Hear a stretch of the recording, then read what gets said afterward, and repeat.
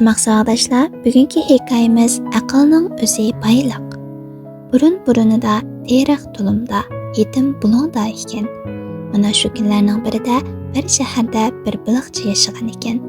Uning bolalari ko'p, hal-ovqati nachar ekan. Yig'lab qaqshab baliqchilik qilib yurgan kunlarning birida to'rga nihoyat yo'g'on, terisi bekmi chiroyli bir baliq tushibdi.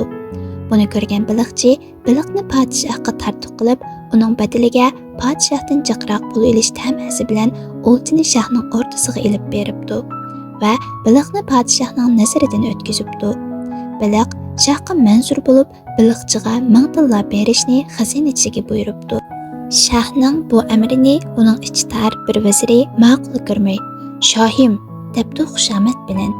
"Bu baliqqa 1000 tillodan inom qiliversalar, oz kunda xazina quruqtilib qolmamdi. Xazina quruqtilib qolsa, u chaqda bizning holimiz nima bo'lmoqchi?" "Men berdim", debdi shoh. "Sening iching og'rigan bo'lsa, qo'lingdan kelsa qaytirib olgin." "Xo'p, shohim, baliqning pulini qaytirib olish mendan, baliqchini qaytirib kelish sizlardan bo'lsin." Vazirning titini sinab ko'rmoqchi bo'lgan shoh inidagi yesovullardan birini buyurib, baliqchini o'rta eshikdan yondirib kiribdi. Rangi o'chgan baliqchi o'z oldida ko'rgan vazir podshohga xushomat qilib, egilib ta'zim qilgandan keyin baliqchiga qarab, "Shohimiz sening ilib kelgan baliqingni bek yaxshi ko'rib qoldi.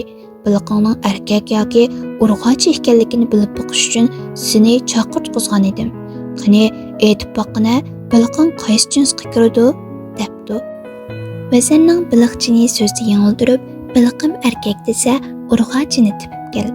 Urg'ochi desa, erkakini tepib kel, ondan 1000 tillani ilib ket" deb uningga berilgan 1000 tilla in'omini qaytirib olish qasdini sezgan baliqchi tamkin turib, "Taqsir, bu baliq erkakmi, urg'ochimi emas.